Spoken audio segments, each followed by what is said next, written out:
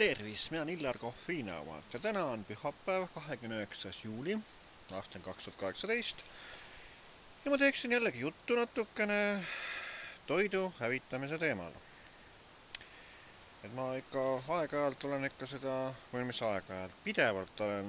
uurinud seda värki, et kuidas moodi oleks võimalik seda toidu hävitamist kaotada üldse. Ja nüüd ma jõudsin sellisele järeldusele, et toidu hävitamist saab kaotada selliselt, et tuleb vaadata, milliste kaupluste juhatajad sobivad oma ametusse ja milliste kaupluste juhatajad ei sobi oma ametusse, sellepärast et ma ei hakka praegu konkreetset kaubanduskette ega neid nimetame sõnaga, aga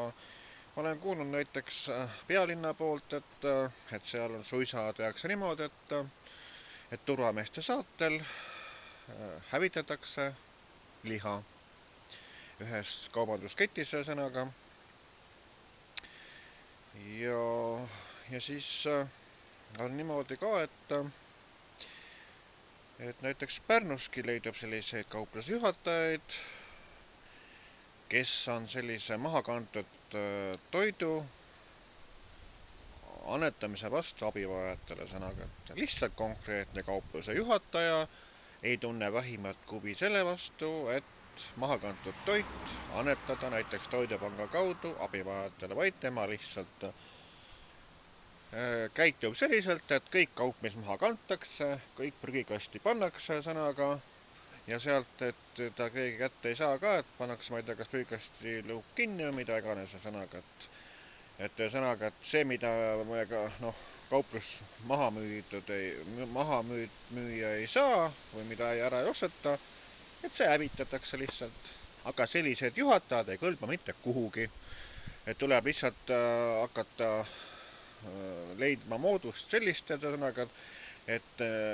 need kaupluse juhatajad, kes on enesekesksed sõnaga, keda ei huvita absoluutselt see, et mahakantud toit saaks minna abivajajatele sõnaga, et ta ei salli sellist asja, et keegi teine tasuta võiks saada, et ta lihtsalt hävitab see toidu ära. Aga selline juhataja tuleks lihtsalt leida moodust, kuidas ta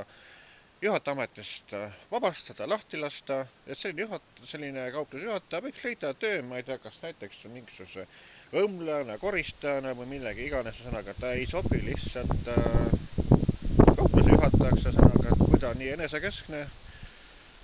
et tema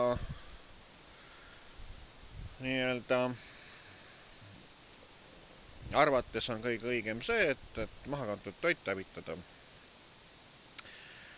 Et me jõuame alati, kuidas ma ütlen, toidu hävitamise vähendamiseni sellega, et me peame vaatama, millised kauplusjuhatajad me kauplustes on sõnaga, millised on nende suhtumised inimestesse ja annetamistesse ja nii edasi sõnaga. Et iga kaupluse või selle kaupluse keti juhtkond peab ikkagi valima ja testima sõnaga, et milline juhataja kõlbab sõnaga kauplusse, milline mitte sõnaga, et jah,